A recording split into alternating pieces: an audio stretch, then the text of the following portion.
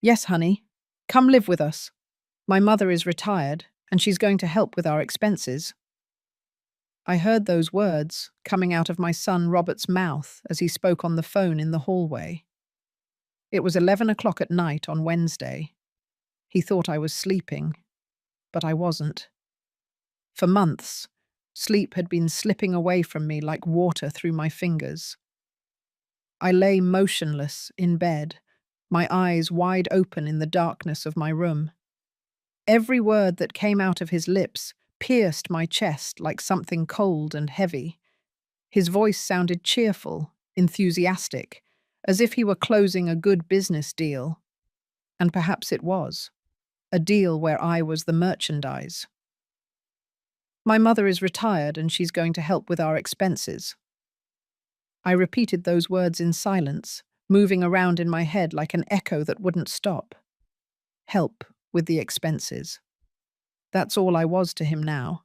Not his mother, not the woman who carried him in her arms through whole nights when he cried with colic, not the one who sold her gold rings to pay for his college, just a retiree who could help with the expenses. I felt something break inside me, something that had been cracked for a long time, but at that moment, it split in two. I didn't cry. I learned years ago that tears don't change anything. I just lay there, staring at the dark ceiling of my room, listening to my son continue to talk to that woman, to Lauren, his fiancée, the one who never looked at me with affection, the one who always found fault with everything I cooked, with how I dressed, with how I spoke. Yes, she doesn't suspect a thing. Tomorrow I'm going to start organizing everything. We'll bring her in a week at the latest. Those were the last words I managed to hear before Robert hung up the phone. I heard his footsteps moving away down the hall. I heard the guest room door close softly. He was staying over that night. As he sometimes did when he had early meetings in the city, I remained still, petrified. My name is Ophelia Miller. I am 71 years old. I have lived alone in this house for 5 years, ever since my husband Edward died of a sudden heart attack one morning in April. This house is small, but it's mine. We paid for it for 30 years, brick by brick, sacrifice after sacrifice. The walls are white, although time has turned them an opaque grey. There are cracks in the kitchen ceiling that I never repaired. There's a damp stain in the corner of the bathroom that grows every winter. But it's my home, my space, the only place in the world where I still feel like myself. Or at least it was until that night. That Wednesday night when I heard my only son planning my life as if I were a piece of furniture that could be moved from one place to another, as if my decisions didn't matter, as if my voice didn't exist. On Thursday morning, Robert woke up early. I heard him moving around the house while I pretended to sleep. He made coffee, he ate something quick, and he left without saying goodbye, without knocking on my room door. No see you later, Mum. Nothing. Just the sound of the front door closing and his car engine driving away down the street. I got up when the silence filled everything again. I looked at myself in the bathroom mirror. I saw a woman with short, shapeless grey hair. I saw deep wrinkles around my eyes and mouth. I saw someone the world considers invisible, an old lady, a burden, an expense. But behind those tired eyes, there was something else. There was a woman who still remembered who she was before she became a mother, a wife, a widow. There was a woman who still had dignity, and that woman was not going to let herself be used just like that. I ate breakfast in silence, toast with butter and black coffee, always the same. I looked out the kitchen window at the small yard where Edward used to plant tomatoes. Now there is only dry earth and some weeds growing uncontrollably. I don't have the strength to maintain it. I don't have the desire. Friday. Robert didn't come, nor Saturday, nor Sunday. 3 days without showing up, without calling, without a text. He, who came every 2 weeks at least to have coffee with me, suddenly disappeared. And I knew why. He was organizing everything behind my back, preparing the trap, clearing the way to take me to live with him and Lauren without giving me a chance to refuse. Monday morning, I heard a car stop in front of my house, then another. I looked out the living room window and felt the air leave my lungs. It was Robert, and he was accompanied by Lauren. Behind them, a white moving truck with orange signs on the sides. 3 men got out of the truck, waiting for instructions. Robert rang the doorbell. Once, twice, 3 times, insistently, as if he had the right, as if this were his house and not mine. I opened the door slowly. Robert was smiling, a big, fake smile, one of those you put on for photographs. Lauren was behind him, with dark sunglasses and an expensive purse hanging from her arm. She wasn't smiling. She never did with me. "Mom, what a surprise. Good thing you're awake. We came to get you. Everything is ready." His voice sounded too cheerful, too forced, as if he were acting in a play. I stood in the doorway, looking at him without saying anything, waiting. "We prepared a beautiful room for you in our apartment. You'll be much better there. You'll have company. You won't be alone. And we are going to take care of you. Right, honey?" Lauren nodded her head, but her lips were tight. She didn't say a word. She just looked inside my house with those cold eyes she always had, as if calculating, as if measuring. "Robert, I'm not—" "No, Mum. Don't say anything. We already talked about it." "Well, we didn't talk about it. But I know it's what's best for you. You're alone here. This house is too big for you. And besides, your retirement, well, between all of us, we'll manage it better." There it was, the naked truth. My retirement. My $400 a month, that was all I had left after a lifetime of work. That was what he wanted.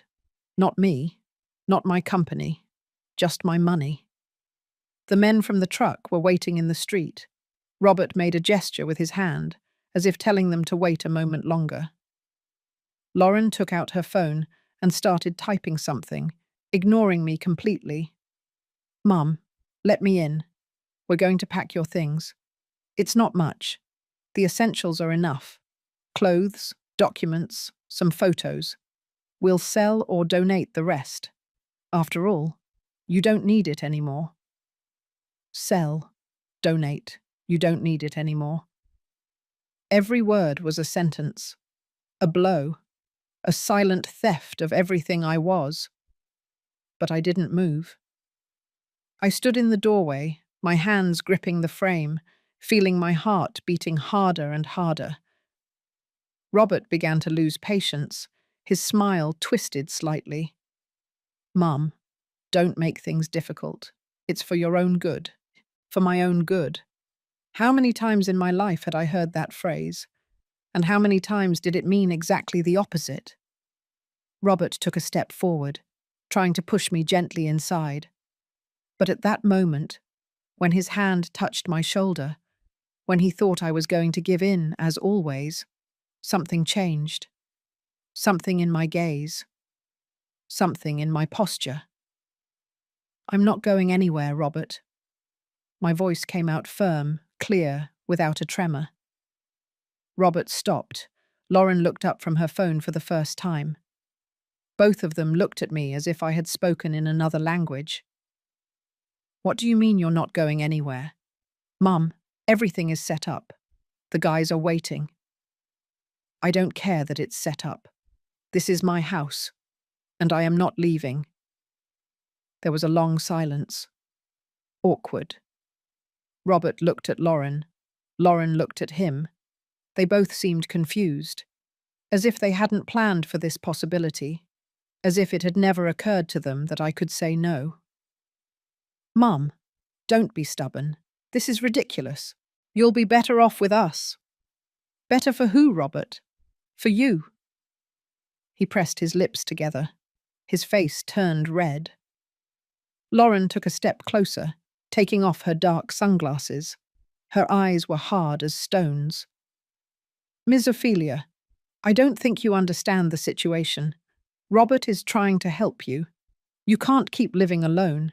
It's dangerous. And besides, frankly, you don't have the resources to keep this house. My resources are mine, and this house is too. Lauren let out a brief, dry laugh, full of contempt. Your resources? $400 a month. That's not even enough for the electricity and water. It's enough for me. Robert held up his hands, trying to calm the situation. Enough already. Mum, you are going to come in, you are going to pack, and we are leaving. Period. I'm not going to keep discussing this. Then leave. Because I'm not moving from here. And I slammed the door. Right in their faces, with force, with anger, with all the dignity I had left. After closing the door, my hands were shaking, not from fear, from fury contained for too long. I heard Robert and Lauren talking outside. Their voices were a confused murmur, then the sound of the truck starting up, then silence. I leaned against the door, breathing deeply. My heart was beating so hard I could feel it in my temples. 71 years old, and only now was I learning to say no. Only now was I defending what was mine. I walked into the living room and sat on the worn couch where Edward used to fall asleep watching the news. I closed my eyes and let the memories come. Because I needed to remember. I needed to feel again everything I had given, everything I had sacrificed. To understand why this betrayal hurt so much. Robert was born in February of 1979. It was a difficult birth. 32 hours of labor in a public hospital where the nurses were too busy to listen to my screams. Edward waited outside all that time, pacing back and forth in the hall. When he finally heard the baby's cry, he rushed in. There were tears in his eyes. It's a boy, he told me. A strong boy. Robert weighed 9 pounds 4 ounces. He was huge, pink, perfect. I looked at him and felt that everything in the world made sense. I felt that my life had just truly begun. Edward worked in a furniture factory. I worked cleaning houses, 3 houses a week, 6 working days. I earned $50 per house, $150 a week, $600 a month. It wasn't much, but it was enough if we were careful, if we didn't allow ourselves luxuries, if we saved every penny. Robert grew up in this house. We painted his room light yellow when he was 2 years old. We bought a second-hand crib that Edward sanded and varnished until it looked new. I sewed his clothes. Pants from cheap fabrics I found at the market. Shirts I made by hand from scraps. Robert never had new shoes until he started elementary school. He always inherited them from the children of the ladies I worked for. But he didn't know it. I never told him we were poor. I never let him feel less than other children. There was always food on the table. There was always a hug when he came home from school. There was always someone waiting for him. When Robert turned 7, Edward had an accident at the factory. A circular saw cut off 3 fingers on his left hand. He was in the hospital for 2 weeks. The company didn't pay anything. They left us alone. I had to work double. 5 houses a week, 7 days, without a break. I got up at 5 o'clock in the morning and came back at 8 o'clock at night. Robert stayed with my neighbor, Ms. Carmen. She took care of him for $5 a day, $35 a week that came out of my salary. Edward fell into a depression. He stopped looking for work. He said no one wanted to hire a man with a mutilated hand. He said he was no longer good for anything. I cried silently at night while he slept. I cried from exhaustion, from frustration, from fear. But I kept going, because I had to. because Robert needed me. The years passed. Robert finished elementary school, then high school. He was always a good student. He got high grades. The teachers said he was smart, that he had a future, that he could go to college. College. That word sounded so distant, so impossible. But I wanted to give him that. I wanted him to have what I never had. I wanted him to study, to be someone, to not have to clean other people's houses or work in dangerous factories. When Robert finished high school, he came to me with a pamphlet for the state university. He wanted to study business administration. Tuition cost $200 a month, plus books, plus transportation, plus food. In total, about $300 a month. I earned $600. Edward had gotten a job as a night security guard and earned $400. We had $1,000 a month between the two of us. The house cost $250 for the mortgage. Utilities, $100. Food, $200. That left $450. If Robert studied, we would have $150 left for everything else. It was impossible. But I said yes. I sold my gold rings.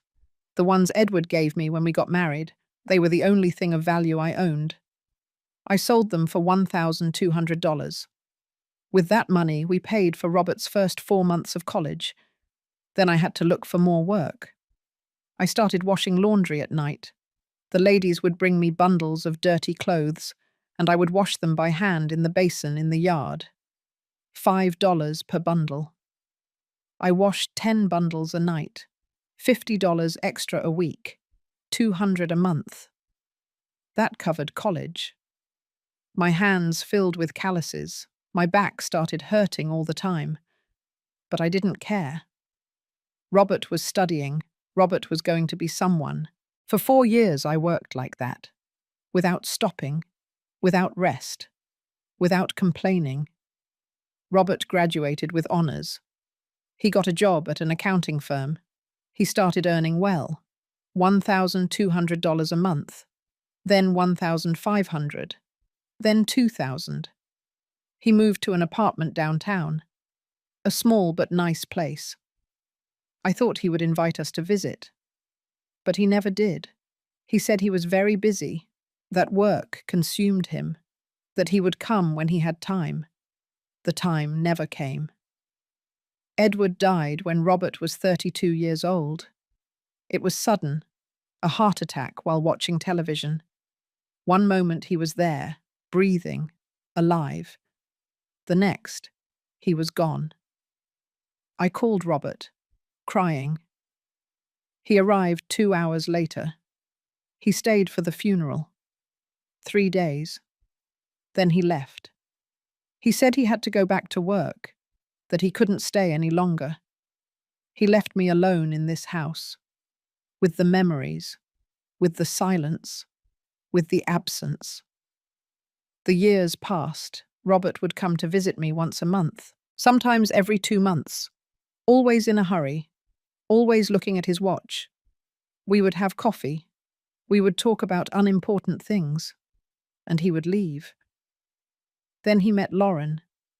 He introduced her to me 2 years ago, a tall, thin woman with straight black hair and cold eyes.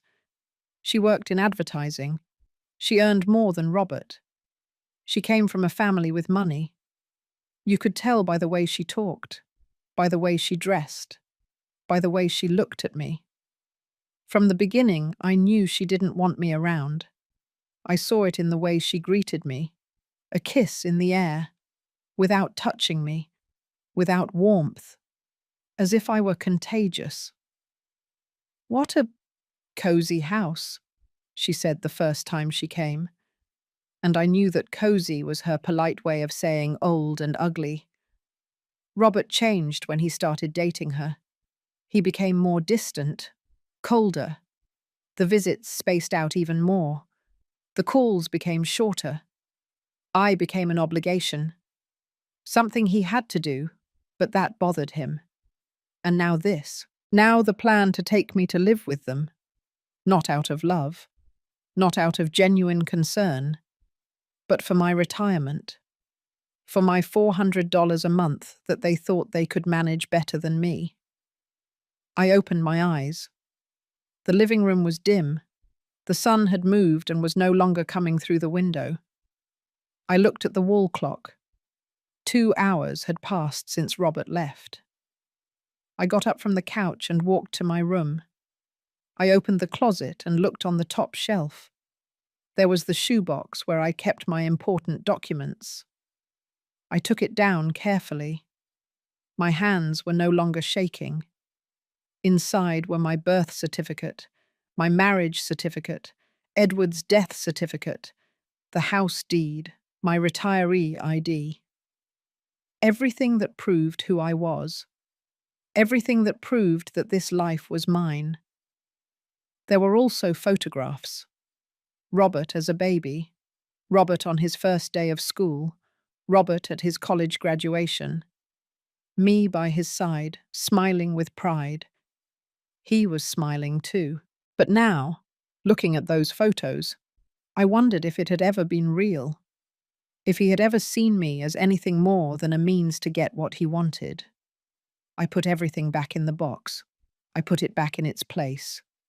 And at that moment, I knew I had to do something. I couldn't just wait for Robert to come back, to insist, to bring lawyers or social workers or whoever was necessary to force me out of my home. I had to act. I had to protect myself. But I didn't know how. I didn't know where to start. I didn't sleep that night. I sat in the kitchen drinking chamomile tea, looking out at the darkness through the window, thinking, remembering, planning. On Tuesday morning, the phone rang. It was 8:30. I was having coffee in the kitchen, still in my robe. I looked at the screen of the old phone hanging on the wall. It was Robert. I let it ring. Once, twice, 3 times, 4. Finally, I answered. "Mum, we need to talk." His voice sounded tense. It was no longer the cheerful, fake voice from yesterday. It was the voice of someone who is losing control and doesn't like it.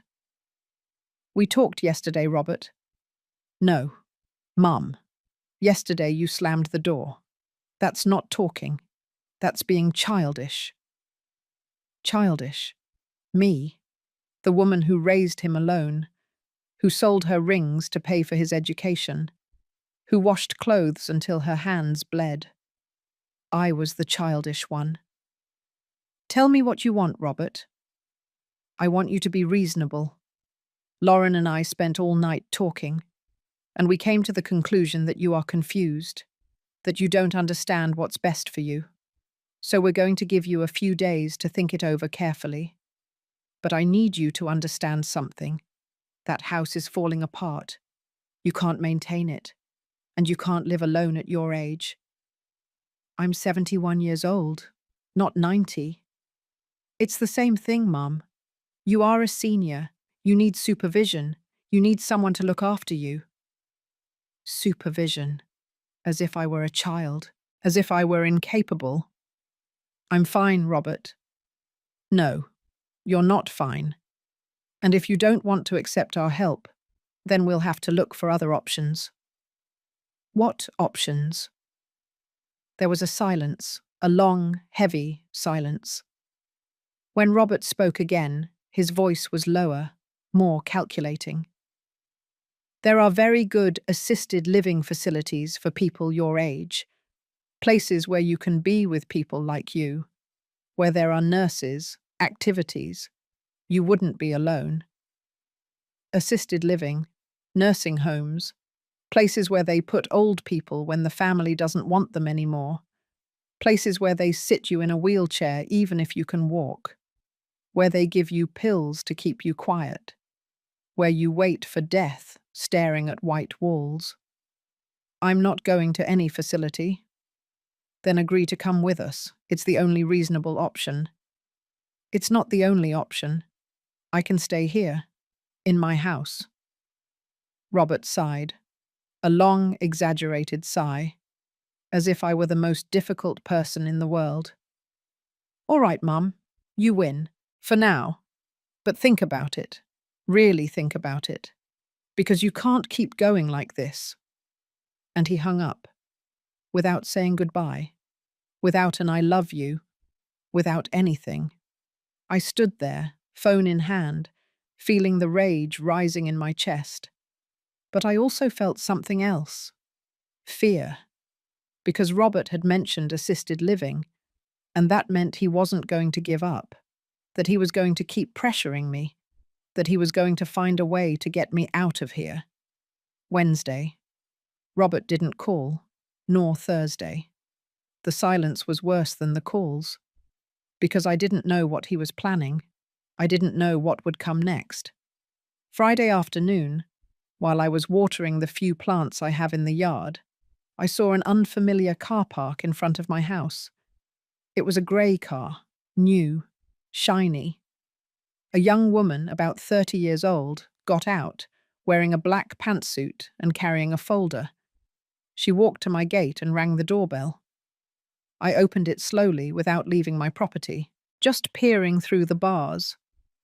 Ms. Ophelia Miller. It wasn't a question. It was an affirmation. She knew who I was. Yes. My name is Laura Reynolds. I'm a social worker from the Department of Family Services. Your son, Robert, contacted me. He says he's concerned about your well-being. I felt the ground move beneath my feet. Robert had called social services. He was trying to have me declared incompetent, to take away my autonomy, my freedom. I'm fine. I don't need help. Laura smiled. A professional smile. Cold. The smile of someone who has heard those words 1,000 times before. Ma'am, I just need to ask you a few questions. It's routine. Your son mentioned that you live alone, that the house is in poor condition, and that you might need assistance. May I come in?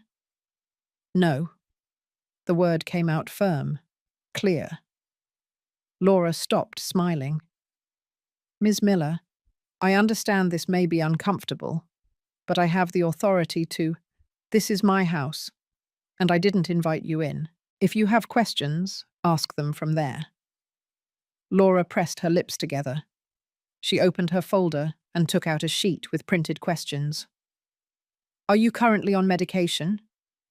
No. Do you have any chronic illnesses? High blood pressure. Controlled. Can you cook for yourself? Yes. Can you bathe without assistance? Yes. Can you manage your finances? Yes. Do you receive regular visitors? From whom? From your family, from friends? My son visits when he can. My friends, too. It was a lie. I didn't have friends. The few I had died or moved away. But she didn't need to know that. Laura wrote something on her sheet. Then she looked me up and down. Her eyes paused on my old robe, on my worn slippers, on my uncombed hair. Ms. Miller, I'm going to be honest with you. Your son is considering initiating a legal process to obtain guardianship over you. He says you are not fit to make decisions for yourself.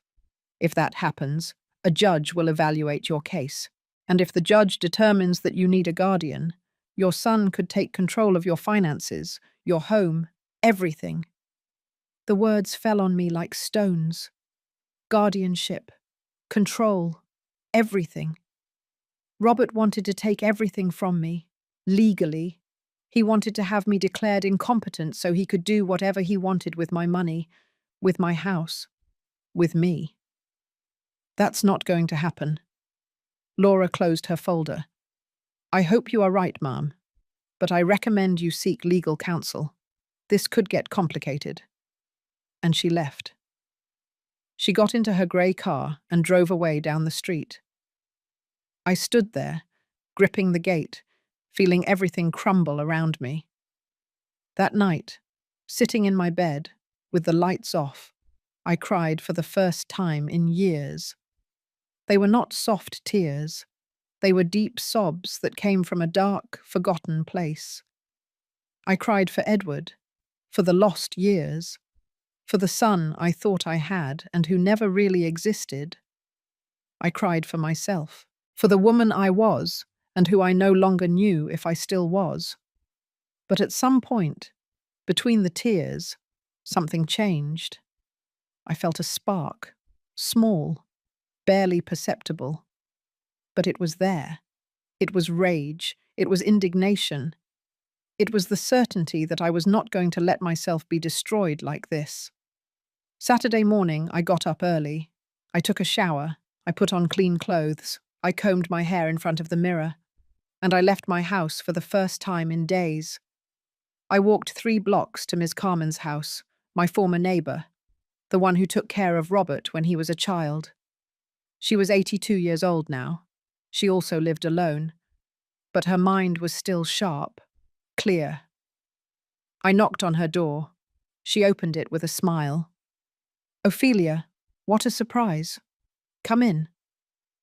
We went into her small, cozy living room. It smelled like cinnamon and coffee. She offered me a cup, and I accepted. "Carmen, I need your advice." And I told her everything. From the phone call I overheard to the social worker's visit, Carmen listened in silence, nodding occasionally. When I finished, she sighed. "That boy was always selfish. I watched him grow up, and I always knew it. But you never wanted to see it." She was right. I had closed my eyes to the signs, to the moments when Robert showed his true character. Because he was my son. Because I loved him. Because I didn't want to accept that I had failed. "What do I do, Carmen?" She took my hand in hers. Her fingers were gnarled and cold. "You fight. You don't give in. You look for help. And you protect what's yours." But I don't know how. I don't either, but I know someone who does. Carmen got up and went to her room. She came back with a wrinkled business card. "This man is a lawyer. His name is Arthur Gallus. He defended my cousin when her son tried to take her house. He won the case. He's good, and he doesn't charge much." I took the card. It was worn, with bent corners. But the name was clear. Arthur Gallus, lawyer, and a phone number. "Call him, Ophelia. Today. Don't wait any longer."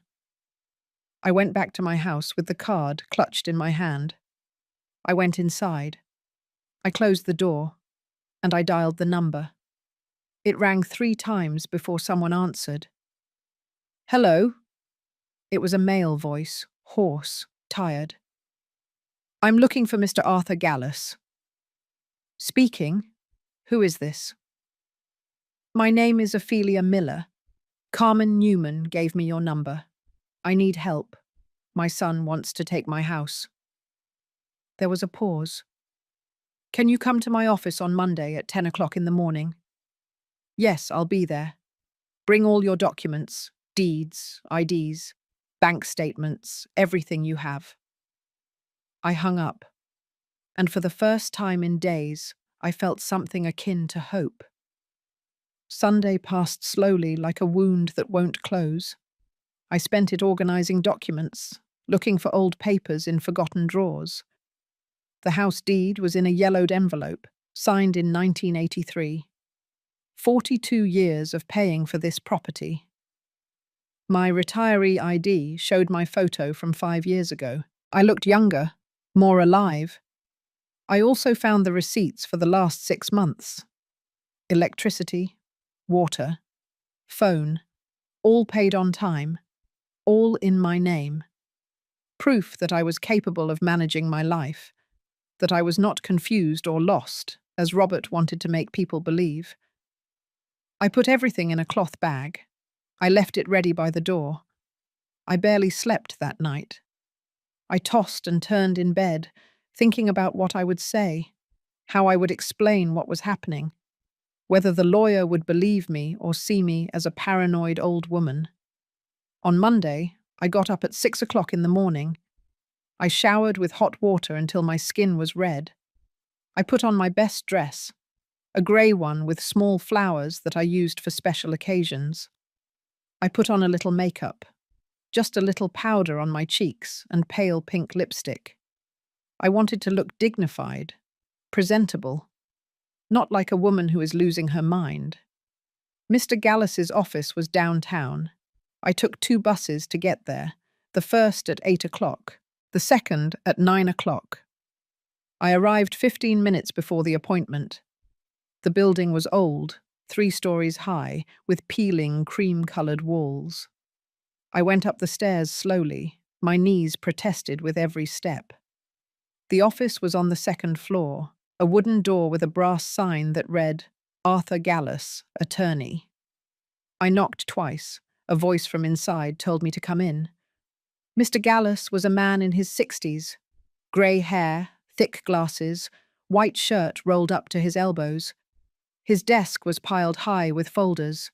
It smelled of old coffee and paper. Ms. Miller, please sit down. I sat in a plastic chair in front of his desk.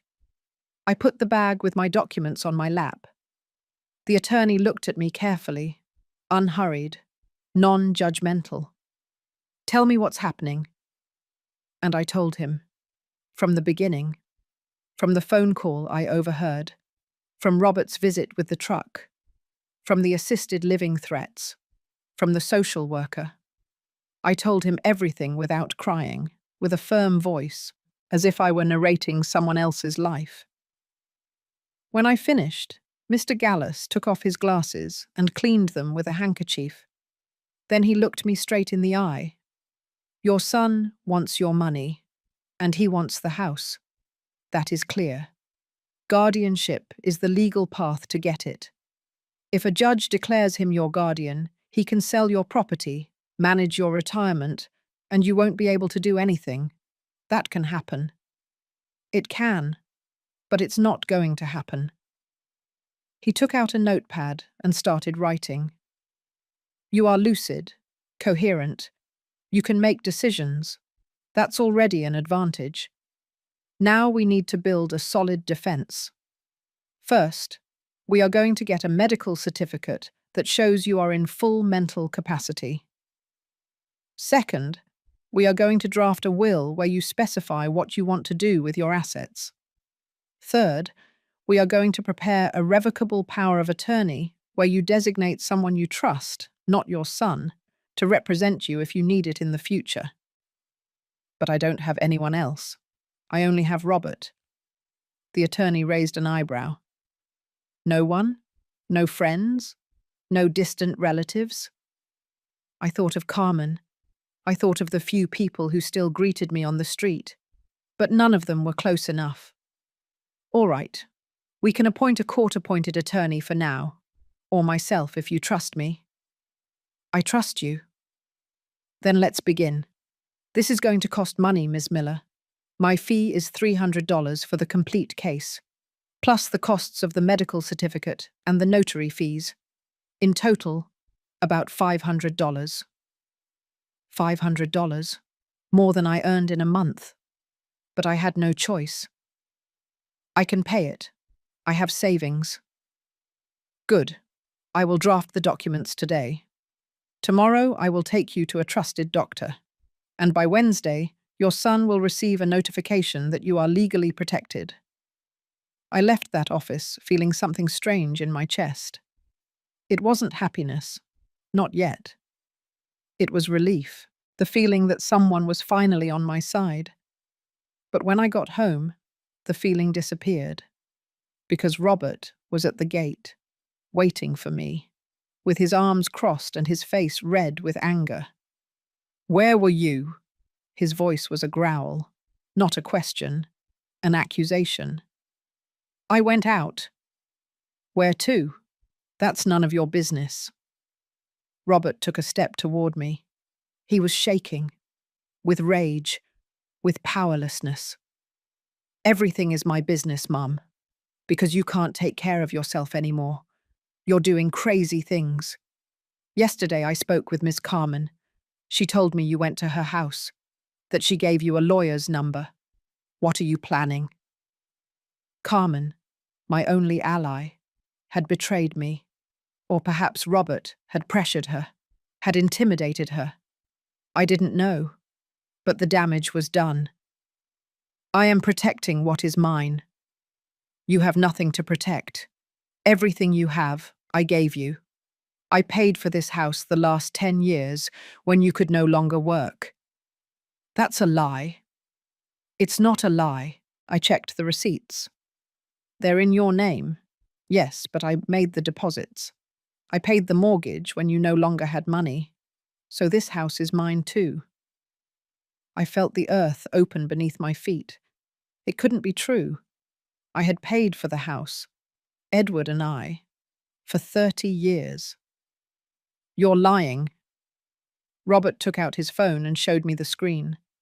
They were screenshots of bank transfers, of deposits made to the mortgage bank, with dates from the last few years, with amounts of $200 a month. See, I paid, not you. So if you want to be difficult, I can play that game too. I'm going to prove that you didn't pay for this house, that I did, and I'm going to ask for my share. It wasn't possible. I didn't remember Robert paying anything. But my memory of the last few years was confused. There were months when money didn't stretch far enough. Months when I didn't know how I was going to pay.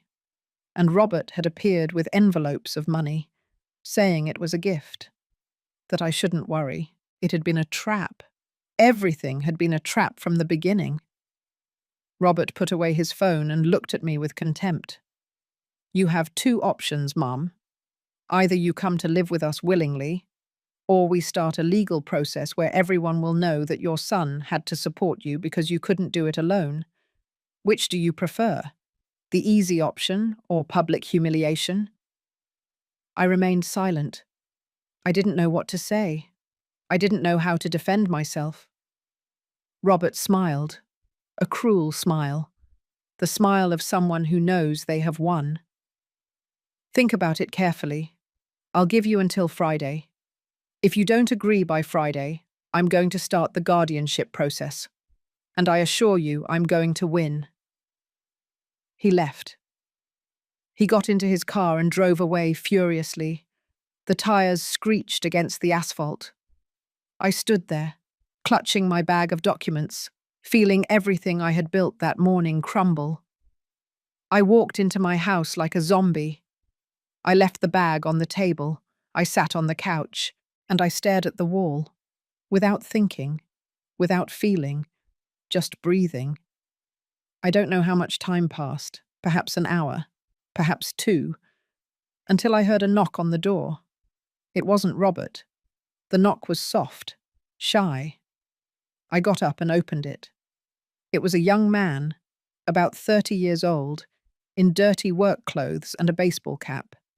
He had dark eyes and a scar on his left cheek. Ms. Ophelia. Yes. I don't know if you remember me. I'm Manuel. Manuel Sanchez. You helped me many years ago when I was a child. I searched my memory. Manuel Sanchez. The name sounded distant, like an echo from another life. My mother worked cleaning houses like you.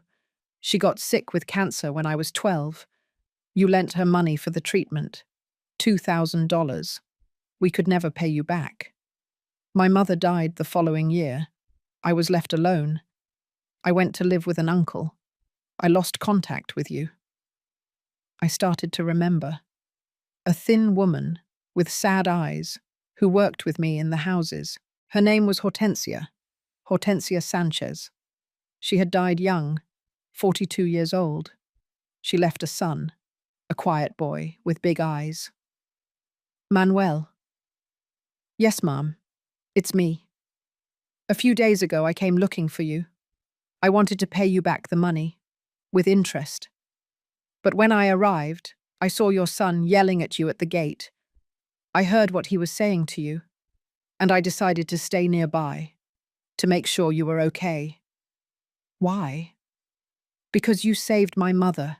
You gave her 6 more months of life, 6 months in which she was able to say goodbye to me, prepare me, tell me she loved me. That is priceless, and I owe you everything."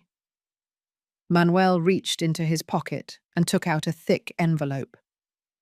"Here are the $2,000, plus 1,000 in interest.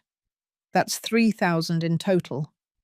I know it's not much after so many years, but it's what I was able to save." I tried to refuse it, but he insisted. He put the envelope firmly in my hands. "And there's something else, ma'am. I work as a truck driver.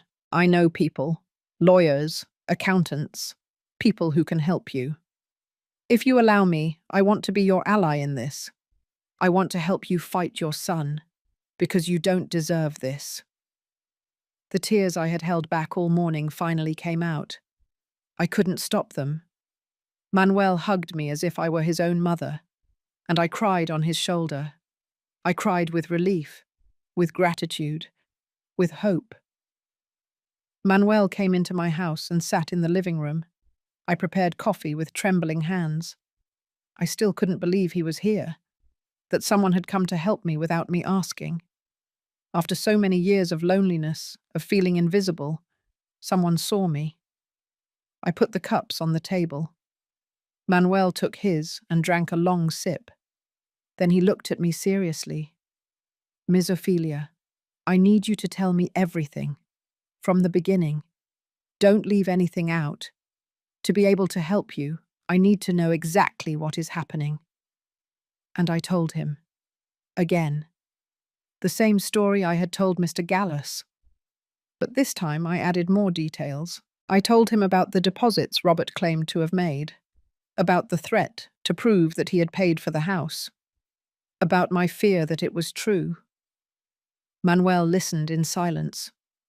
When I finished, he thought for a moment. His fingers drummed on the table. Then he spoke. "That money he says he deposited. Do you have the bank statements?" "No, I only keep the payment receipts. I never asked for the full statements." "We need to get them. Tomorrow morning we'll go to the bank and request the full history of the mortgage payments, all the transactions. If Robert really paid, it will be registered. But everything you paid for 30 years will also be registered. And that's what matters." He was right. I had paid for 3 decades. Robert only the last few years. That had to count for something. "There's one more thing, ma'am. Robert mentioned he's going to start a guardianship process. For that, he needs to prove that you are not fit to care for yourself. He's going to try to get medical reports, neighbor testimonials, anything to back him up. We have to get ahead of him." Mr. Gallus said the same thing. "What do I need?" "A medical certificate, exactly. But not just that. We need witnesses who will testify in your favor. People who say you are fine, that you are independent, that you can make decisions." "I don't have anyone. Only Carmen, and she already told Robert I went to see her." Manuel shook his head. "You have more people than you think. I'm going to testify. And I know others. People in the neighborhood who know you, who have seen you for years, Shadus, walking alone, doing your shopping, living your life. They can help." I felt overwhelmed. This man, this stranger who was a child the last time I saw him, was willing to fight for me, more than my own son had ever done. "Why are you doing this, Manuel? After so many years? Why?" He smiled, a sad smile. "Because my mother taught me that the debts of the heart are the most important, and because I see my mother in you, alone, vulnerable, being attacked by people who should protect her. I'm not going to stand by and do nothing." That night, Manuel stayed late. We made a list of everything we needed to do. First, go to the bank. Second, get the medical certificate. Third, talk to Mr. Gallus and show him the $3,000. Fourth, Find witnesses.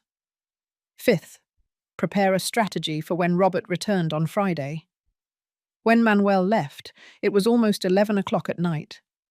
I sat in the living room, looking at the envelope with the money. $3,000, enough to pay the lawyer and have a safety cushion, enough to feel less defenseless. Tuesday morning, Manuel arrived at 9 o'clock sharp. He had his truck, an old red pickup with a dented bumper. He helped me climb in and drove to the bank. The branch was crowded. We waited 40 minutes before being served. When it was finally our turn, a young woman in a blue uniform asked us to sit at her desk. "How can I help you?" "I need the full payment history of my mortgage, from when the account was opened until today." The young woman typed something on her computer. "Full name and account number." I gave her the information. She kept typing. Then she frowned. "Ma'am, this account is closed. The mortgage was paid off 3 years ago." "What?" "Your house no longer has a debt. It was paid in full in March of 2022. I felt the air leave me. The mortgage was paid, completely for 3 years. Robert had lied. He wasn't paying anything. There was no debt he could claim. "Can you give me the records of that payoff? Who made the final payment?" The young woman typed again. "The final payment was made by Ms. Ophelia Miller, with a withdrawal from your savings account, $16,000. $16,000. I had paid off the entire house. With my savings I had saved all my life, and I had forgotten. My memory had failed me, but the records don't lie." "Can you print all of that? The complete history?" "Yes, ma'am. It will cost $10 for the service." "Pay it," I told Manuel. He took out the money and paid. 10 minutes later, we had a thick folder with all the documents, 30 years of payments, and the final receipt that proved that I, not Robert, had paid off the debt. We left the bank in silence. Manuel drove to a nearby coffee shop. He ordered 2 coffees and we sat by the window. "Robert lied," I said. "Yes, he lied. He probably showed you fake screenshots, or deposits he made for other things, not the mortgage. But the important thing is that now we have the truth, documented, signed by the bank." I opened the folder and looked at the papers. Every payment was registered. Every penny Edward and I had sacrificed was there. In ink. Permanent. This changes everything. "Yes, but we can't be overconfident. Robert is going to try to attack from another angle. Guardianship is still a threat. We need to keep building your defense." That afternoon, we went to see Mr. Gallus. We showed him the bank documents. He reviewed them carefully, page by page. When he finished, he took off his glasses and smiled. "This is pure gold. With this, your son cannot claim the house. He has no legal basis. The property is yours, completely, but he can still ask for guardianship." "Yes, but we're going to make it difficult for him. Tomorrow I'm taking you to the doctor, a trusted psychiatrist. He will evaluate your mental state and issue a certificate. With that, plus these documents, plus the witnesses young Manuel is going to get, your son is going to have to fight very hard, and he will probably lose." We left the lawyer's office with a clear plan. Manuel drove me back home. Before I got out, he took my hand. "Miss Ophelia, there's something else I need to tell you." "What?" "I didn't just come because I owed my mother. I came because I investigated your son. I have a friend who works at the courthouse. He told me that Robert already started the guardianship process 2 weeks ago, before the social worker's visit, before everything. He already had this planned for a long time." I felt a pit in my stomach. So the social worker didn't come because Robert was worried. She came because he had already initiated the legal process. Exactly. And there's more. Robert presented false documents to the court. He says you suffer from dementia, that you forget to eat, that you leave the burners on, that you get lost in the street. All lies. But if the judge doesn't have proof to the contrary, he might believe him. How did you get that information? My friend let me see the file. He shouldn't have. But he also has an elderly mother, and it hurt him to read what your son wrote about you. That's why he helped me. We have to take that information to Mr. Gallus. I already did. He's going to request an official copy of the file tomorrow, and he's going to file a countersuit for defamation and legal abuse. I couldn't believe what I was hearing. Robert didn't just want to take my house and my money. He was also destroying my reputation, telling lies about me so a judge would declare me incompetent. Manuel squeezed my hand. You are not alone, Ma'am. I'll be here. And we are going to win. I promise you. On Wednesday, I went with Mr. Gallus to see the psychiatrist. He was a man in his 50s, bald, with a gentle voice. He asked me many questions. What day was it? Who was the president? What is 7 plus 8? What did I have for breakfast? Where did I live? How many children did I have? I answered everything correctly. Then he gave me memory tests. He showed me drawings and asked me to remember them 5 minutes later. He had me solve simple math problems. He asked me to write a complete sentence. I passed everything. At the end of the evaluation, the doctor smiled at me. Ms. Miller, you are perfectly lucid. There are no signs of dementia or cognitive impairment. I will issue the certificate today. I left that consultation feeling a small but important victory. I had the paper that proved I was well, that Robert was lying. On Thursday, Manuel brought 3 people to my house. They were neighbors from the area, people who knew me by sight. One was the owner of the corner store. Another was the mail carrier who delivered my mail. The third was a woman who lived 2 houses down and always greeted me when she saw me. Mr. Gallus took statements from all of them. They said they saw me regularly, that I was always well-dressed and oriented, that I did my shopping alone, that I paid my bills on time, that they had never seen me confused or lost. They were simple testimonies, but they were true, and they were powerful. Friday arrived. It was the day Robert had said he would return, the day of the ultimatum. I was prepared. I had all the documents organized on the table, the bank history, the medical certificate, the witness statements, everything. At 10 o'clock in the morning, I heard a car. It was Robert, and he was accompanied by Lauren. Again. They knocked on the door. I opened it. Robert came in without asking permission. Lauren stayed behind, watching with those cold eyes. Well, Mum, did you decide? Yes, Robert, I decided. And I'm not leaving. I'm not going to live with you. And you are not going to take my house. Robert let out a dry laugh. We'll see about that. I smiled, a calm smile, and I handed him an envelope. What is this? Open it. Robert opened the envelope. Inside was a copy of the bank history. His eyes scanned the pages. His face turned pale. How did you get this? I went to the bank, and I discovered that you lied. The house is paid for 3 years now, with my money, not yours. Robert gripped the papers in fury. This doesn't change anything. I'm still going to get guardianship. I took out another envelope. I gave it to him. This is the medical certificate from a certified psychiatrist. It says I'm perfectly fine. Robert opened it. He read it. His jaw tightened. And this, I said, handing him a third envelope, are the witness statements that confirm I am independent and capable. Robert threw the papers on the floor. I don't care. I'll fight this until the end. Do it.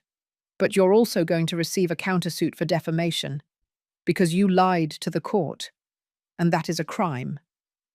Robert looked at me with pure hatred. Lauren came closer and put a hand on his shoulder. Let's go. This is not worth it. And they left, without saying goodbye, without looking back, leaving the papers scattered on the floor. I closed the door, and for the first time in weeks, I breathed deeply. After Robert left, I stood in the middle of the living room looking at the papers scattered on the floor. I didn't pick them up immediately. I left them there as evidence, as a reminder that the battle was just beginning. Robert had come with arrogance and left with rage, and the rage of a cornered man is dangerous. Manuel arrived half an hour later. He had arranged to come to make sure everything was all right. When he saw the documents on the floor, he picked them up carefully and put them on the table. How did he react? With fury. He said he's going to fight until the end. He will, but now we will too, and we have better weapons. We sat in the kitchen. Manuel took out a small notepad and began to write. Ms. Ophelia, we need to think several steps ahead. Robert is going to try to discredit you in other ways. He might talk to neighbors. He might invent stories. He might even try to provoke situations that make you look bad. We have to protect you from all of that. How? First, we are going to install a camera at your entrance. If Robert comes back and causes a scene, it will be recorded. Second, you are going to start keeping a journal.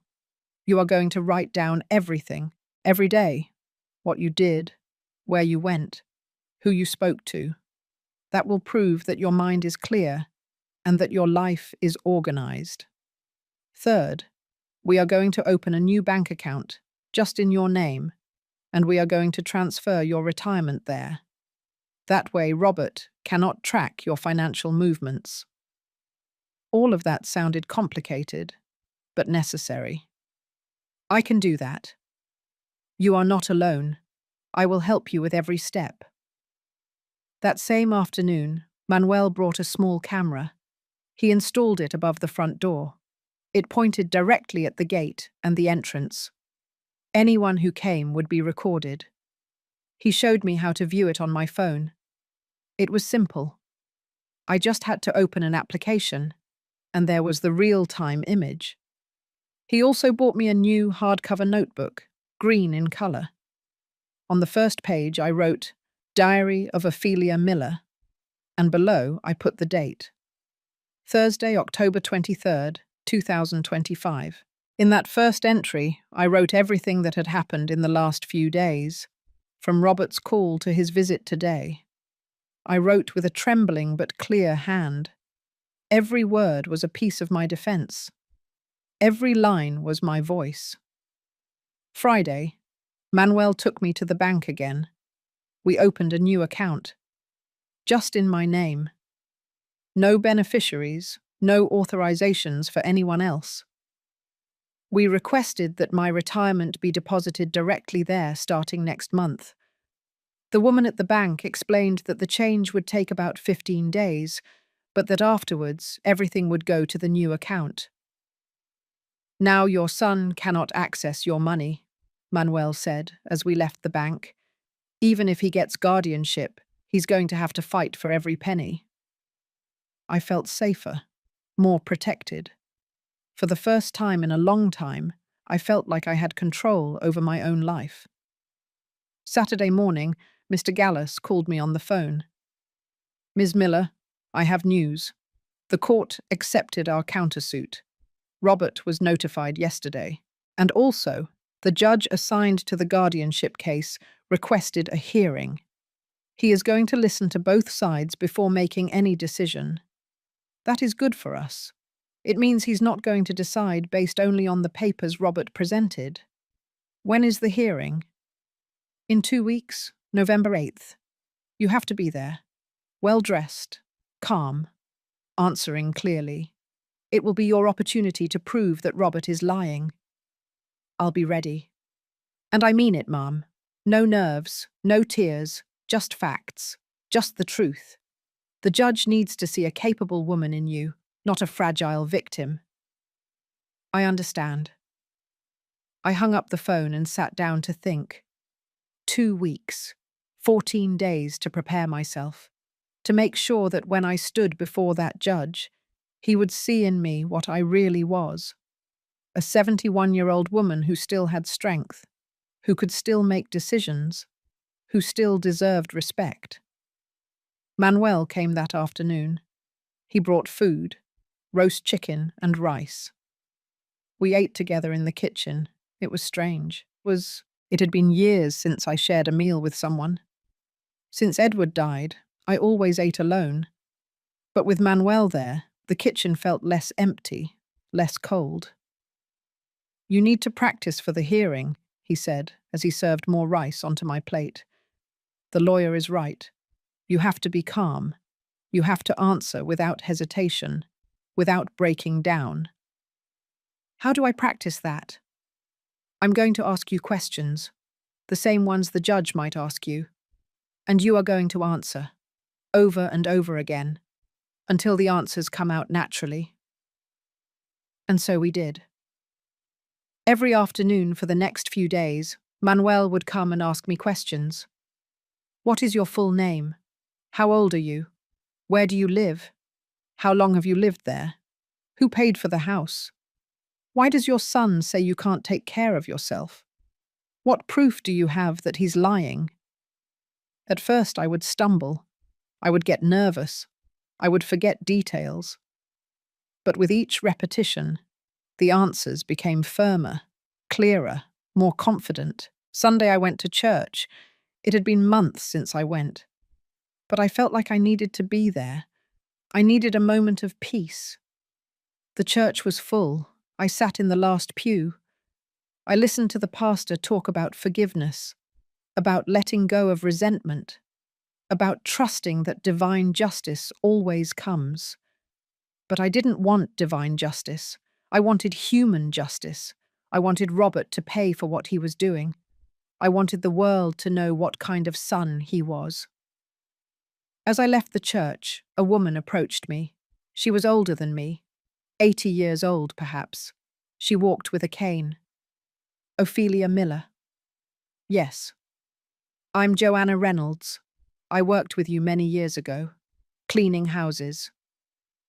Joanna, I remembered her, a small woman with a loud laugh. We had worked together in a rich family's house. She cleaned the bathrooms, I cleaned the rooms. Joanna, how long has it been? She smiled. I heard what your son is doing. People talk. This is a small neighborhood. Everyone knows everything. I felt ashamed. I didn't want people to know. I didn't want to be the neighbor's topic of conversation. Don't be ashamed, Joanna said, as if reading my mind. You are not the first mother to have a son do this to her, nor will you be the last. But I want you to know that if you need witnesses, I will speak for you. I will tell the judge that I have known you for 50 years, that you were always hardworking, honest, strong, that you don't deserve this. Tears came to me without permission. Joanna hugged me. She smelled of lavender and talcum powder. Thank you. Don't thank me. Just fight. And win. That same afternoon, Mr. Gallus came to my house. He brought more documents, papers I had to sign, affidavits, authorizations, all the legal paperwork needed for the hearing. He also brought me a copy of the file Robert had presented to the court. I read it with a racing heart. Every line was a lie. It said I left the doors open, that I forgot to turn off the stove, that I went out into the street in my robe, that I talked to myself, that I confused people, that I got lost in my own neighborhood. None of that was true, but it was there, written, signed by Robert, presented before a judge. How can he lie like that? Mr. Gallus closed the folder. Because he wants to win. And because he knows that if he can't prove that you are unwell, he loses everything: the house, the money, control. That's why he is willing to destroy your reputation. We are going to prove that he is lying. Yes, but you have to be prepared. At the hearing, Robert is going to say horrible things. He's going to invent stories. He's going to try to make you look bad. You cannot react. You cannot yell at him. You cannot cry. You just have to tell the truth calmly. The judge will notice the difference. The days passed slowly. Every morning I got up early. I showered. I got dressed. I had breakfast. I wrote in my journal. I did the housework. I watered the plants. I swept the patio. I documented everything. I wrote down everything. Manuel came every day. Sometimes he brought food. Sometimes he just came to sit with me, to keep me company, to remind me that I was not alone. One afternoon, while we were having coffee, he asked me something no one had ever asked me before. Ms. Ophelia, if you win this case, if you manage to get Robert to stay away, what are you going to do afterwards? How are you going to live? I had never thought about it. I had always been focused on surviving, on defending myself, but I had never thought about what would come next. I don't know. You have to know, because that's what's going to give you strength. You have to have something to fight for, something you want to do, something that excites you. I thought about that. What excited me? It had been so long since I felt excited about anything, only tiredness, only sadness, only routine. But there was something small, something I had dreamed of years ago and never did. I always wanted to learn to drive. Manuel smiled. Then that's what it will be. When you win, you are going to learn to drive. I will teach you. That promise stayed with me. It became my motivation, my light at the end of the tunnel. I wasn't just going to win this battle. I was also going to live. Truly. For the first time in a long time. Wednesday, 1 week before the hearing, I received a letter. It was from Robert. I opened it with trembling hands. Mum, it read, I know things are tense between us, but it doesn't have to be this way. We can still fix it. If you agree to come live with us, I will withdraw the lawsuit. We forget everything. We start over. Think about it. You still have time. Your son who loves you, Robert. It was a trap. I knew it immediately. Robert was losing. He knew he had everything to lose at the hearing. That's why he was now offering peace. But it wasn't peace. It was surrender. It was giving him everything without a fight. I tore up the letter. I threw it in the trash. And I kept preparing. Thursday, Mr. Gallus took me shopping for new clothes. A simple beige dress, low black shoes, a light brown sweater. Nothing flashy, nothing extravagant, just dignified clothes. Clothes for a woman who respects herself. Friday, 2 days before the hearing, Manuel brought Joanna to my house. The lawyer was also there. Joanna gave her official testimony. She talked about how she knew me, about the years working together, that she had always seen me as capable, independent, lucid. When she finished, the lawyer had a smile on his face. With this, Ms. Miller, Robert has nothing, absolutely nothing. Saturday I rested. I did nothing but sit in the yard and look at the sky. It was cold. November had arrived with wind and grey clouds, but I felt strangely calm. Sunday, the day before the hearing, I went to church again. This time I didn't sit in the back. I sat in the front. I closed my eyes and prayed. Not to win. I prayed for strength, for clarity, for dignity. When I left the church, Manuel was waiting for me outside. Ready for tomorrow. Ready. Monday, November 8th, I woke up at 5 o'clock in the morning. I hadn't slept well. I spent the night tossing and turning, reviewing every answer, every document, every detail. But when I opened my eyes and saw the grey light of dawn entering through the window, I knew it was time. Today, everything would be decided. I showered with hot water. I put on the beige dress I had bought, the black shoes, the brown sweater. I carefully combed my hair. I put on minimal makeup, just powder and pink lipstick. I wanted to look like what I was, a dignified woman, a capable woman. Manuel arrived at 7 o'clock. He brought coffee and sweet rolls. We ate breakfast in silence. I could barely eat. My stomach felt like a stone. "It's going to be fine," Manuel said. "You have the truth on your side, and that is stronger than any lie." At 8:30, we left for the courthouse. Mr. Gallus was waiting for us at the entrance. He wore a dark suit and a red tie. He looked serious, professional. "Remember, Ms. Miller, calm, clarity, truth, nothing more than that." We entered the building. It was large, cold, with marble floors that echoed with every step. We went up to the second floor. The courtroom was small. There were wooden benches, a large desk at the front where the judge would sit, and 2 tables, one for us, one for Robert. We sat down. I was in the middle, the lawyer on my right, Manuel on my left. We waited. At 9 o'clock sharp, Robert entered. He came with Lauren and his own lawyer, a tall man in a grey suit with a leather briefcase. Robert didn't look at me. He sat at his table with his back to me. Lauren did look at me, with contempt, with coldness. 5 minutes later, the judge entered. He was a man in his 60s, white hair, thick glasses. He sat down and hit the desk with a small gavel. "Hearing in the case Miller versus Miller, guardianship request. Petitioner, proceed." Robert's lawyer stood up. He spoke in a loud, clear voice.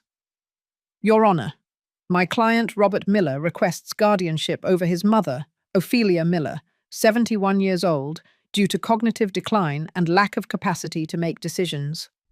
We present evidence that Ms. Miller lives in precarious conditions, cannot manage her finances, and poses a danger to herself." Lie after lie. But the lawyer said them with such confidence that they sounded true. "What evidence do you present?" "Testimonies from neighbours who have seen Ms. Miller confused, reports that she leaves the stove on, unpaid bills, and a report from the social worker who visited the home." Mr. Gallus stood up. "Objection, Your Honor. Those testimonies are anonymous and unverifiable. The bills are all paid on time, as we will demonstrate, and the social worker did not issue any negative report." The judge looked at the documents. "Do you have copies of those anonymous testimonies?" "Yes, Your Honor," Robert's lawyer said, handing over some sheets. The judge reviewed them with a frown. "These testimonies are not signed. They have no legal value. What else do you have?"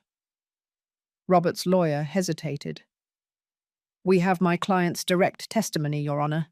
He can testify about his mother's state." "Proceed." Robert stood up. He walked to the front. The judge asked him to swear to tell the truth. Robert swore. Then he began to speak. "My mother is no longer the same, Your Honor. She forgets things. She repeats questions. She cannot care for herself alone. I just want what's best for her. That she is safe. That she is protected." His voice sounded sad, convincing, almost believable. But I knew every word was a lie. Mr. Gallus stood up to cross-examine him. "Mr. Miller, when was the last time you visited your mother before starting this process?" Robert hesitated. "A few weeks ago." "How many weeks?" "I don't recall exactly. It was more than a month." "That's not true." "Perhaps." And in that visit, did you notice any strange behavior? She was distracted. Distracted or lucid? Distracted. The lawyer took out a paper. I have here the record of calls between you and your mother in the last 6 months. Only 3 calls, all initiated by her. None by you. Is that the behavior of a concerned son? Robert pressed his lips together. I was busy. Too busy to call your mother, but not too busy to start a legal process to take her house. Objection, Robert's lawyer shouted. Speculation. Sustained, the lawyer said. Mr. Miller, is it true that you told your mother that the house was paid for with your money? Yes. And is it true that you showed her supposed proof of bank deposits? Yes, because I paid. The lawyer took out another document. This is the official history from the mortgage bank. It shows that Ms. Ophelia Miller paid off the mortgage in March of 2022 with $16,000 from her own savings account. There are no deposits made by you. You lied to your mother. Robert's lawyer stood up. Objection. He is attacking my client's character. I am establishing a pattern of deception, Your Honor. Relevant to this case. Overruled. Continue. Robert was red. He was sweating. He looked nervous. Mr. Miller, did you present false documents to the court claiming that your mother suffers from dementia? They are not false. She has problems. We have a medical certificate from a certified psychiatrist that says the opposite. Did you review that certificate before presenting your request? No. Why not? Because I know how my mother is. Or because it was not convenient for you to know the truth. Robert did not answer. The lawyer let him go. Robert returned to his seat, shaking. Now it was my turn. The judge called me. Ms. Miller, please approach. I got up slowly. I walked to the front. My legs were shaking, but I stood firm. I swore to tell the truth. And I sat down. The judge looked me straight in the eye. Ms. Miller, how old are you? 71, Your Honor. Where do you live? On Morelos Street, number 122. Since when? For 42 years. Who paid for that house? My husband and I, for 30 years, and I finished paying it off 3 years ago. With what money? With my savings, $16,000 that I saved working my whole life. Your son says you cannot care for yourself alone. Is that true? No, Your Honor. I cook. I clean. I do my shopping. I pay my bills. I live independently. Why do you think your son initiated this process? I remained silent. I took a deep breath, and I told the truth. Because he wants my money, my retirement, my house, and the only way to get it is to have me declared incompetent. The judge wrote something down. Then he asked me more questions. What day was it? Who was the president? What is 15 plus 20? What did you have for breakfast? I answered everything correctly, without hesitation, without shaking. You may step down, Ms. Miller. I returned to my seat. Manuel squeezed my hand. The lawyer smiled slightly. The judge reviewed all the documents, the medical certificate, the witness statements, the bank history, the paid bills, everything. Finally, he spoke. I have reviewed the evidence presented by both parties. The guardianship request is based on unproven assertions and contradicted by solid medical and testimonial evidence. Ms. Ophelia Miller has demonstrated to be in full mental and physical capacity. There is no legal basis to grant guardianship. Request denied. He hit the gavel. Furthermore, I order Mr. Robert Miller to refrain from contacting or harassing his mother under penalty of a restraining order. This hearing is concluded. Robert got up, screaming. This is unfair. She cannot care for herself. She's going to end up dead in that house. The judge looked at him severely. Mr. Miller, control yourself or I will find you in contempt. Robert stormed out of the room, Lauren behind him, without looking at me, without saying anything. I stayed seated, shaking, crying, but this time with relief. I had won. We left the courthouse under a cold November sun. My legs could barely hold me up. Manuel took my arm. Mr. Gallus walked on my other side with a discreet smile on his face. You did very well, Miss Miller. Perfectly well. I couldn't speak. The words were caught in my throat. I just nodded. I was still trembling. But it was a different kind of trembling. It wasn't fear. It was liberation. When we got to Manuel's car, I finally let everything out. I cried. I cried like I hadn't in years. Manuel hugged me. He let me vent on his shoulder. He didn't say anything.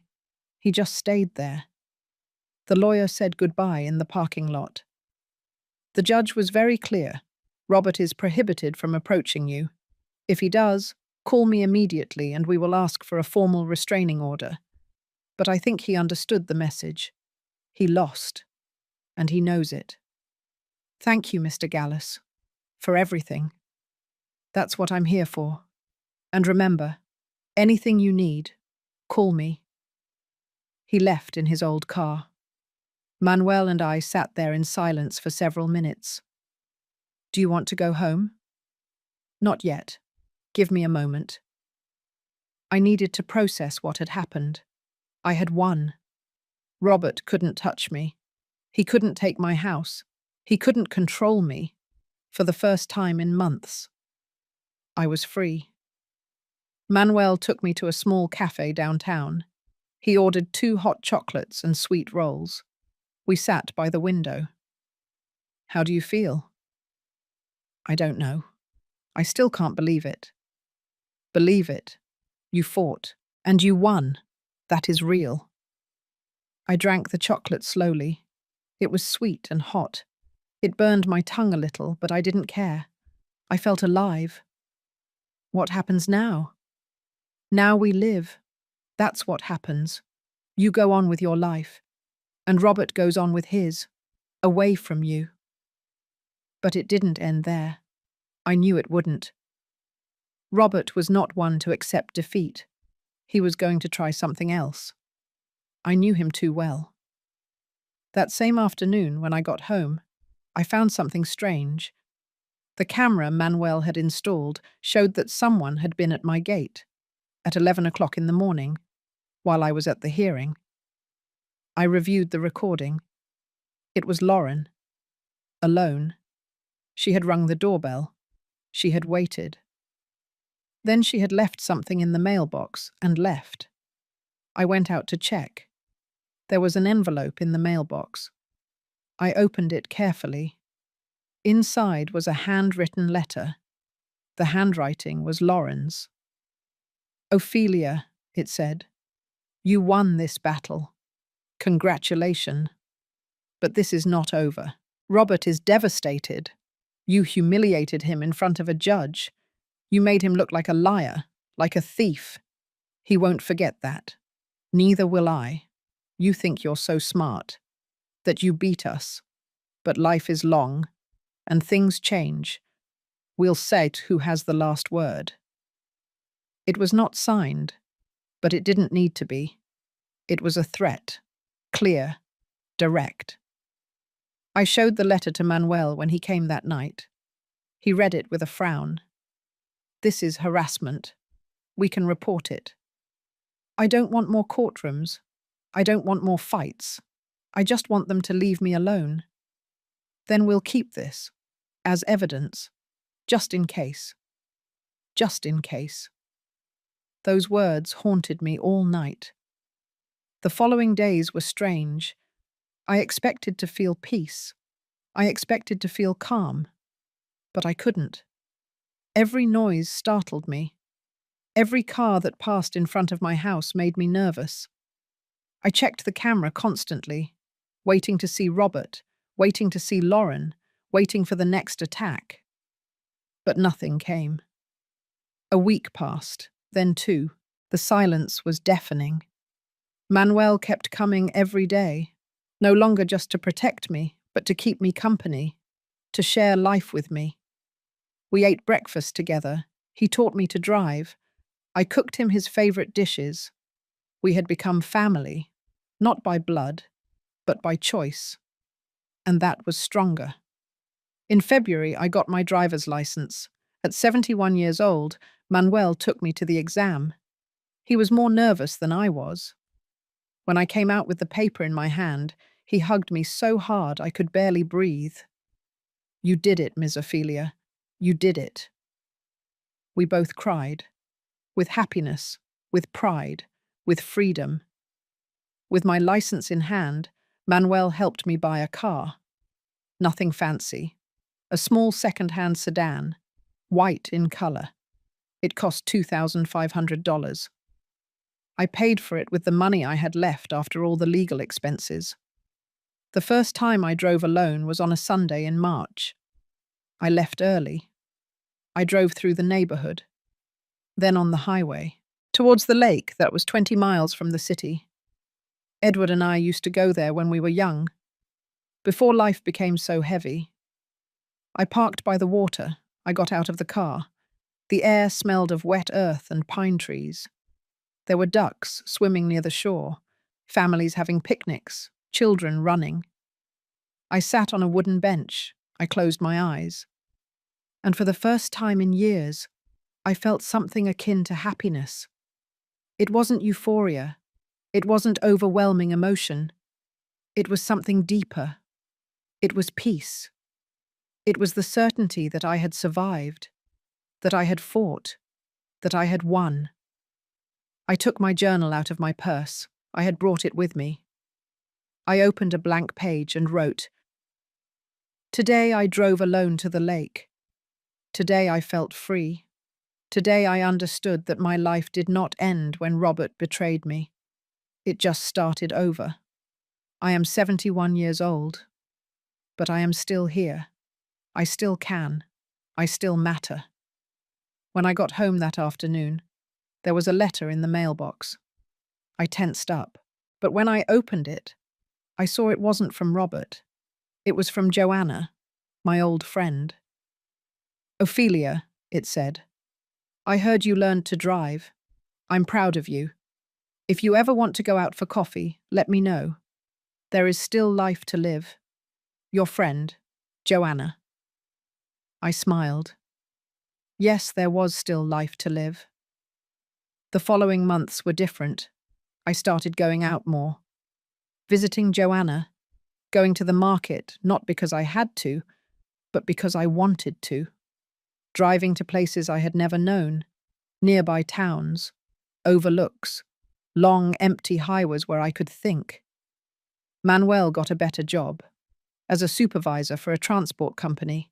He earned more, but he still came to see me. Now he brought his fiancée, a young, sweet woman who treated me with respect, with affection. She called me Ms. Ophelia, and when she looked at me, she didn't see an old woman. She saw a person. In May, I received a call from Mr. Gallus. "Ms. Miller, I have news. Robert requested to lift the restraining order. He says he wants to talk to you, that he wants to apologize, that he says." I felt a knot in my stomach. Part of me wanted to hear him. I wanted to believe he had changed, that he had realized what he had done. But another part, the part that had learned to protect itself, knew better. "Tell him no, that I don't want to see him, that I don't want to talk to him, that he should go on with his life, and I will go on with mine." "Are you sure?" "Completely." I hung up the phone, and I didn't feel bad. I didn't feel guilty. I felt free. In June, the first year of my new life, I decided to do something I had always wanted to do, but never dared. I painted my house. Not white, yellow, a bright yellow like the sun. Manuel helped me. We worked for 2 weeks. When we finished, the house looked completely different.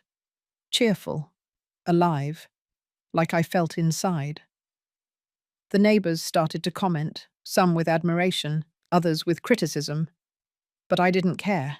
It was my house, my life, my decision. I also fixed the garden. I planted flowers, red roses, white daisies, yellow sunflowers. Every morning I watered them. I watched them grow. And I felt like I was growing too. One afternoon in July, while I was in the garden, I saw a car stop in front of my house. My heart raced. But it wasn't Robert. It was a young woman, about 25 years old. She got out of the car and walked toward me. Ms. Ophelia Miller. Yes. My name is Carmen Gallus. I am Mr. Gallus's niece. He told me your story. I am a journalist, and I would like to write about you, about what you lived through, about how you won. I'm not anyone important. That's not true. You are someone who fought when many would have given up. Someone who defended herself when everyone expected her to surrender. Your story can help other women, other mothers who are going through the same thing. I thought about it. I wasn't sure. I didn't want to be the center of attention, but if my story could help someone, it was worth it. All right, but tell it as it is, without embellishment, without lies, just the truth. Just the truth. Carmen came several times during the following weeks.